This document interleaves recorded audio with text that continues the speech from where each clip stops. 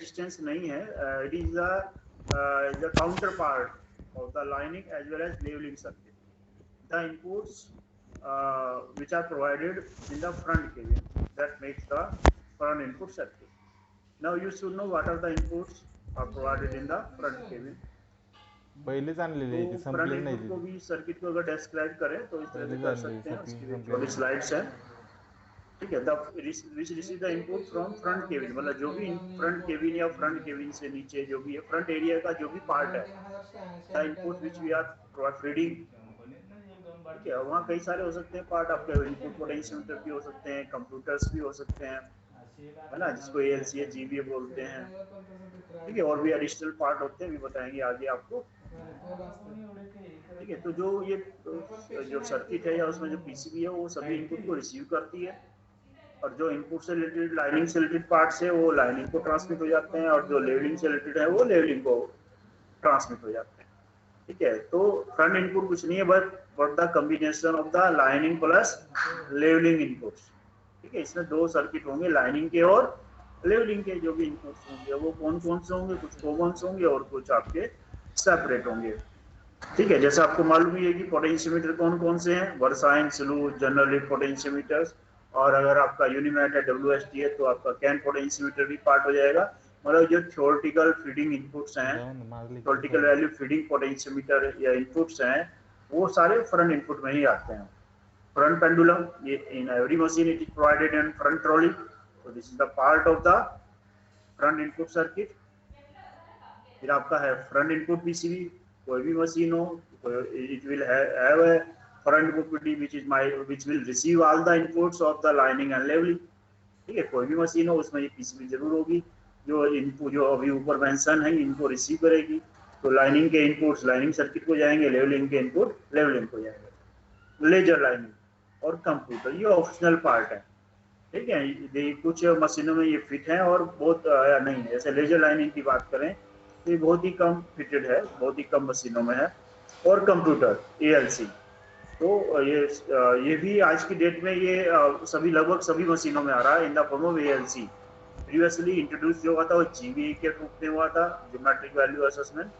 लेकिन अब जो मशीनों में आ रहा है ये एएलसी के रूप में आ रहा है. अभी पहले जो कन्वेंशनली ये आपका टेम्पिंग एक्सप्रेस जो था, अभी जो नई मशीन आई है यूनिमैट 4S पे था, लेकिन अब ये डब्ल्यूएसटी और 4 मशीनों में भी इसको वो किया गया है कि ये सब मशीनों में लग के आएगा एएलसी. तो ये सब आपके पार्ट्स हैं फ्रंट इनपुट सर्किट के. तो एक ब्लो डायग्राम की फॉर्म में अगर आप इसको देखें तो जो भी इनपुट्स हैं, थ्योरेटिकल इनपुट्स हैं, स्लू पोटेंशियोमीटर, जनरल पेंडुलम, ये सब इस पीसीबी को जाएंगे. और लाइनिंग से रिलेटेड इनपुट लाइनिंग सर्किट को चले जाएंगे, और लेवलिंग से रिलेटेड इनपुट्स लेवलिंग सर्किट को चले जाएंगे. ठीक है. ये फ्रंट इनपुट्स हैं, अलग अलग पीसीबी की हैं. कुछ नई मशीनें हैं वो कवर नहीं की गई है, बाकी ऑलमोस्ट सभी मशीनें का कवर किया गया है. तो फ्रंट इनपुट पीसीबी कौन सी है? सीएसएम में 345 है, यूनिमैट 2S3S में 2072 है, 93X में 2343 है. बाकी और जो नई मशीनें भी आई है वो इनपुट नहीं है इसमें. तो फ्रंट इनपुट पैनल आप जानते ही हैं, इसके बारे में कई बार डिस्कस हो चुका है. तो फ्रंट इनपुट पैनल ये होता है सीएसएम का, कि जहाँ ये आपके इनपुट्स की बात होती है, स्लू, वर्साइन, जनरली वो इसी पैनल्स में लगा रहता है. तो पीसीबी यहाँ होती है, यहाँ पावर सप्लाई पीसीबी रहेगी और फ्रंट इनपुट पीसीबी इस यहाँ बगल में पैनल में रहेगी. बाकी जो एडिशनल इक्विपमेंट है वो अभी आपको अलग अलग मशीन के अलग अलग लोकेशन पे लगे रहते हैं. ये आपका क्या है, स्लू है, ये आपका जनरल लिफ्ट है, और ये वर्साइन है. बाकी लेजर से रिलेटेड स्विचेज ये है. ये आपका यूनिमैट का पैनल्स है, उसमें ये सब पुरानी जो मशीनें हैं उनमें ये इस तरह के पोटेंशियोमीटर्स हैं. ये जनरल लिफ्ट है, ये कैन पोटेंशियोमीटर है, ये वर्साइन है, और ये स्लू है. ये चारों पोटेंशियोमीटर इसमें लगे हुए हैं. यूनिमैट का पैनल है 2S और 3S का. अब जैसे ये टेम्पिंग एक्सप्रेस है, तो टेम्पिंग एक्सप्रेस के जो पैनल है उसका फ्रंट केबिन में एएलसी लगा हुआ है. तो एएलसी का पूरा पैनल है. तो ये यहाँ डिस्प्ले है और ये आपका यहाँ सीपीयू है, ये इसका कीबोर्ड है. तो जो भी आपको उपाध्याय ने बताया होगा कि यहाँ इसमें हम लोग एएलसी में जो भी व्हाटएवर ज्योमेट्री मोड है या वो है, जो भी हमको करना होता है वो इसी फ्रंट केबिन में करते हैं. यहाँ बैठ करके इसकी फीडिंग करते हैं. सारे गेजेस लगे हुए हैं और पोटेंशियोमीटर भी कुछ चेयर में भी है, क्योंकि जो मैनुअल पोटेंशियोमीटर्स हैं वो भी तो रहेंगे ना, वो आप कंप्यूटर से काम करें या ना करें, लेकिन जो मैनुअल फीडिंग है वो भी रहती है, उसको हटाया नहीं गया है, क्योंकि कई बार अगर कंप्यूटर वर्क नहीं करता है तो कम से कम आप मैनुअल फीडिंग करके काम कर सके, अदरवाइज आप always you work with the ALC. तो एएलसी के दो मोड बताए होंगे आपको, ज्योमेट्री मोड है और मेजरमेंट मोड है, ठीक है। अब जो ये एएलसी का जो आ गया वो स्मार्ट आ गया, मतलब टच स्क्रीन आ गया। एएलसी स्मार्ट अगर लिखा हुआ नाही मतलब चालू समझ आहे जाओ की कि वो टच स्क्रीन है, केवल एएलसी लिखा हुआ है तो वो आपका टच लावायला स्क्रीन लागतं नहीं जरा है। कानाला अब कधी जो कधी नई मशीनें अटेंडन्स आ रही है घ्यायला उनमें होतात ना एएलसी ते स्मार्ट आ रहा है, तो एएलसी स्मार्ट मतलब टच स्क्रीन, ठीक है। लेजर गन एंड रिसीवर, तो जैसे बताया ये भी ऑप्शनल है, सभी मशीनों में नहीं है ना, बहुत ही कम मशीनों में है, very few machine, very few क्या मतलब ये मुश्किल से पूरे इंडियन रेलवे की बात करें तो 4 और 5 मशीन पे ही होगा, और वर्किंग में होगा तो वो आई डाउट कि 4-5 भी हैं भी, तो उनमें से कितने ही वर्किंग में आज के डेट में। तो इसमें क्या होता है, बेसिकली लेजर गन है और ये रिसीवर है। वर्चुअली हम क्या करते हैं, लाइनिंग कोड को एक्सटेंड कर देते हैं 200-300 मीटर पे, ठीक है। तो अभी जो लेवलिंग कोड है, लाइनिंग कोड है, सॉरी, जो लाइनिंग कोड है आपकी वो अभी कितनी होगी, सपोज 25 मीटर होगी या 20-25 मीटर होती है। तो हम क्या करते हैं, लेजर बीम के रूप में इसको हम और 200 मीटर 300 मीटर करें तो हमारी जो लाइनिंग का करेक्शन है, क्वालिटी है, वो इम्प्रूव हो जाता है। तो ये बहुत ही वंडरफुल सिस्टम है as far as the lining concern. Levelling, laser levelling India में इंट्रोड्यूस नहीं होती, हमेशा लाइनिंग ही आती है। तो ये लेजर लाइनिंग है, इसमें ये दो पार्ट होते हैं, लेजर गन और लेजर रिसीवर। तो एवरी टाइम इसमें टाइम लॉस होता है, क्योंकि जो हमारी प्रोग्रेस है 1/3 रह जाती है। अगर ये टेम्पिंग एक्सप्रेस जैसी मशीन है, अगर विदाउट लेजर अगर ये 3000 स्लीपर्स पर आवर कर रही है, तो लेजर के साथ ये समझ लो 1200 1300, इसलिए for want of the progress इसको प्रीफर नहीं किया जाता। जहाँ बहुत ही क्रिटिकल लोकेशन है, डिसेंबर एंड पर्यंत नाही क्रिटिकल ही बहुत जरूरी है लेजर करना, तभी इसको वो लोग प्रीफर करते हैं, परमिशन नाही अदरवाइज भेटली December and progress every time आपकी लॉस हो जाती है। और उसका और साथ में क्या है कि आप जैसे 200 या 300 में इसकी सेटिंग की एक बार, फिर ये मशीन 200-300 मीटर काम करेगी, फिर ये डिसमेंटल होकर के अगेन जाएगी, फिर इसकी सेंटरिंग की जाएगी, फिर सेटिंग की जाएगी, तो टाइम लॉस बहुत है। और 200 मीटर 300 मीटर टेम्पिंग एक्सप्रेस जैसी मशीन के लिए कुछ नहीं होता, तो बहुत फ्रीक्वेंटली आपका टाइम वेस्ट होता है, तो इसलिए इसको प्रीफर नहीं किया। तर आहे सांगोलीला कुठेतरी ठीक है, तो ये तो एक आपको ओवरव्यू था फ्रंट इनपुट सर्किट का, जिसमें फ्रंट इनपुट सर्किट में क्या क्या कंपोनेंट्स होते हैं। अब जैसे जैसे जो नई मशीनें आ रही है उसमें कुछ एडिशनल गैजेट भी आ रहे हैं, नेट पण स्ट्रॉंग ठीक है। अब जैसे CMS फ्रंट केबिन में लगा हुआ है, तो that will B part of the front cabin. DRP लगा हुआ है जैसे नई मशीनों में, data recording processor, front input का ही पार्ट होगा। तो जो भी एडिशनल कंपोनेंट टेक्नोलॉजी के हिसाब से ऐड ऑन होता चला जाएगा, that will be a part of the, if there it is provided in the front cabin, वो फ्रंट केबिन में ही होगा। जैसे CMS मैंने बताया, कंप्यूटर मेजरमेंट सिस्टम, या DRP बताया, डाटा रिकॉर्डिंग प्रोसेसर, या और भी कोई डिवाइस अगर फ्रंट केबिन में प्रोवाइड की जाती है तो वो भी फ्रंट इनपुट का ही पार्ट होगा। हॉस्टेल आहे पण तिथे अलाउड नाही ना आता अब आते हैं इसकी एक्चुअल सर्किट सर में। CWS भी फ्रंट केबिन में ही होता है क्या? नहीं भाई, वर्किंग केबिन में होता है। डिसेंबर पासून हॉस्टेल चालू हाँ, वो वर्किंग। अब आते हैं एक्चुअल सर्किट में। म्हणलं इथं जरा तो ये एक्चुअल सर्किट ये है फ्रंट इनपुट का, ज्यावेळी चालू होईल त्यावेळी ठीक जाऊ है। ये आपका फ्रंट इनपुट का एक्चुअल सर्किट है। आता घर बीर विसर तो इसमें अगर आप देखें, ये आपका वर्साइन पोटेंशियोमीटर है, ठीक नंतर है, और ये स्लू पोटेंशियोमीटर, ये लाइनिंग से रिलेटेड है। तो जब लाइनिंग सर्किट पढ़ाया था तब मैंने आपको बताया था इसके बारे में, ठीक है। अब जब लेवलिंग की बात कर रहे हैं तो लेवलिंग में ये वाला है जनरल हीट पोटेंशियोमीटर, ये ठीक है। बाकी जो चीज आपको नहीं है उसको क्रॉस कर दीजिएगा, क्योंकि ये बहुत सारे एडिशनल आइटम्स हैं, इनको क्रॉस कर दीजिए, ठीक है। ये सब यूज में नहीं है, क्योंकि ये पूरा एक्चुअली प्लासर जो एडवांस जो आपका फुल वर्जन जो होता है तू त्या क्लास लावला ना इंडिया में तो सप्लाई करता नहीं है, इंडिया में इसको कट ऑफ कर देता है, लेकिन सर्किट में वो प्रोविजन करके रखता है, सर्किट से भी इसको हटा देना चाहिए। ये सब चीजें आप इनको क्रॉस कर दीजिए एक तरफ से। जेवढे जास्त पेपर अभी पीसी में भी बताएंगे तो मैं वहाँ भी कटवाऊंगा, तो एज ऑफ नाउ आप इसको भी क्रॉस कर दीजिए।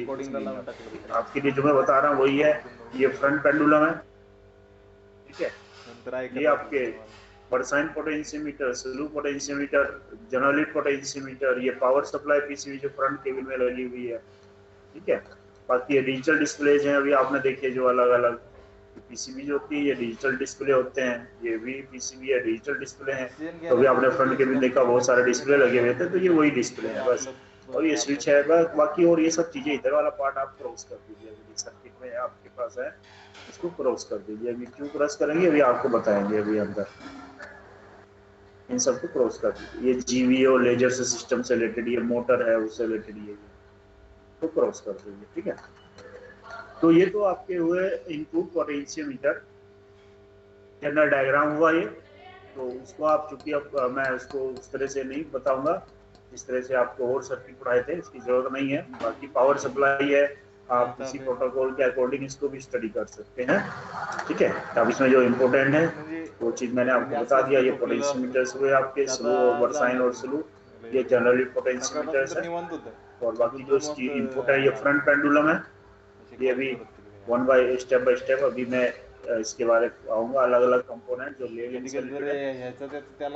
तो इसकी पीसीबी देखते हैं। फ्रंट इनपुट पीसीबी 345, ये पीसीबी है 345,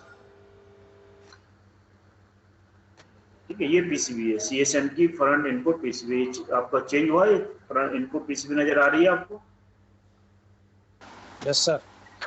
हाँ, तो अभी आप क्या करें, मैं अभी इसमें सेक्शन बता रहा हूँ आपको, इस पीसी में कौन कौन से सेक्शन है। जैसे आपने टैंपिंग यूनिट सर्किट में पढ़े थे, तो अलग अलग, पहले तो आपको पूरा एक सब कंजस्टर नजर आ रही थी, फिर मैंने आपको अलग अलग सर्किट बताए थे। तो अभी भी आपको ये इसी तरह से नजर आ रही होगी कि एक साथ पीसीबी तो कैसे स्टडी करेंगे। अब मैं इसके सेक्शन बता रहा हूँ। अगर ये पीसीबी आपके पास है तो आप उसको उसी तरह से सेक्शन बना लीजिएगा, तो ये पूरी क्लियरिटी आ जाएगी इस पीसीबी की ये है क्या। तो जैसे ये लेफ्ट कॉर्नर में जो आपको ये नजर आ रहा है, ये दिस वन, ये आपका है जनरल लिफ्ट सर्किट। ये जनरल लिफ्ट से रिलेटेड सर्किट है। ये यहाँ से OP1A से लेकर के OP1D, ये आपका जनरल लिफ्ट वाला सर्किट है। यहाँ जनरल लिफ्ट आ रही है, यहाँ जनरल लिफ्ट आ रही है, और उसी की प्रोसेसिंग हो रही है, और वो जनरल लिफ्ट वापिस जा रही है, ठीक है। ये आपका जनरल लिफ्ट सर्किट है। This one is the general lift circuit. दिखाई दे रहा है? और बड़ा करूं? ठीक है, ये जनरल लिफ्ट वाला सर्किट है। तो ये देखिए 4F3 20 dB अप्लाई होता है, और फिर ये बफर है आपका, ठीक है। देखिए बफर है, और ये 1B है, ठीक है। तो 14K तो इन्वर्टिंग एम्पलीफायर विद गेन 1। अगर ये दूसरा भी इनपुट आएगा तो एडर का काम करेगा, अगर एक इनपुट आएगा ये तो ये इन्वर्टर का काम करेगा। तो इन्वर्टर मैंने बताया था, एडर भी बताया था मैंने।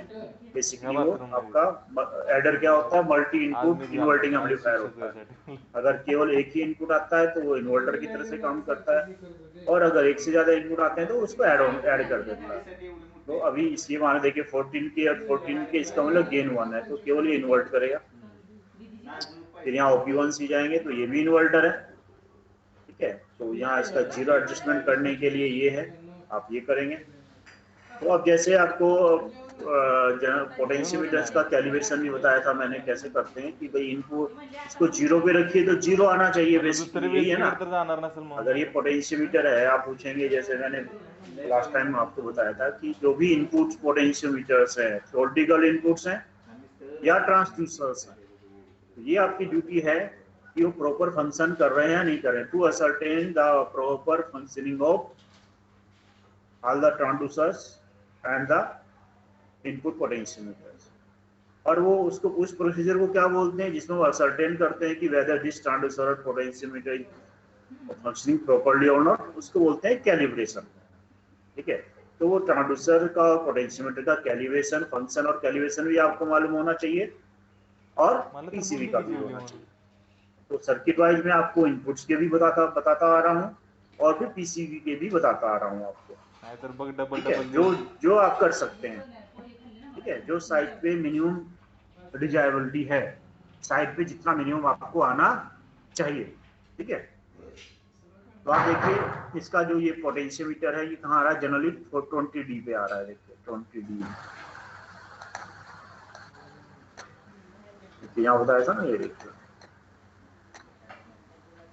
देखिए 20D आ रहा है। और जनरल पोटेंशियोमीटर को आप कैसे सेट करेंगे? अगर आप इसको 0 पे रख देंगे तो इसका आउटपुट क्या आना चाहिए? 0 आना चाहिए ना। तो ये पोटेंशियोमीटर है। Okay, can you ठीक है ना, क्या जमाना can anyone can tell me if I say कि how you will ascertain the functionality of this general potentiometer? 2-3 step बताइए मुझे कैसे आप इसको करेंगे। ये जनरल पोटेंशियोमीटर मैं ये कहता हूँ कि whether it is functioning properly or not, how will you check and calibrate?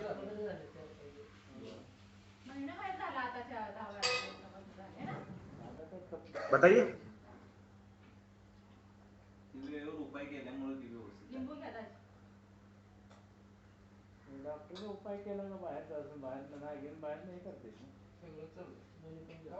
Sir potentiometer को 0 पे रखेंगे और मल्टीमीटर से चेक करेंगे कि 0 आ रहा है कि नहीं। हाँ, वेरी गुड। पहला स्टेप तो यही हुआ कि आप क्या करेंगे, इसको 0 पे रख देंगे। ठीक है, 0 पे रखा और इसका इलेक्ट्रिकल आउटपुट आपने 0 कर लिया। तो पहला तो यही हो गया कि हाँ 0 पे 0 आ रहा है, क्योंकि कई बार आप उसको 0 पे रखेंगे लेकिन वो कुछ सिग्नल देगा आपका, अगर उसका 0 आउट मिलेगा तो। ठीक है, तो पहला तो ये हो गया। सेकेंड वन कि आप उसमें कुछ वैल्यू फीड करेंगे। जैसे पहले आपने लोअर वैल्यू फीड की 10 mm 20 mm। अगर इसका रेट 50 मिली वोल्ट पर mm है और अगर आपने यहाँ 10 mm भर दिया, फीड किया, तो आउटपुट कितना आना चाहिए इसका?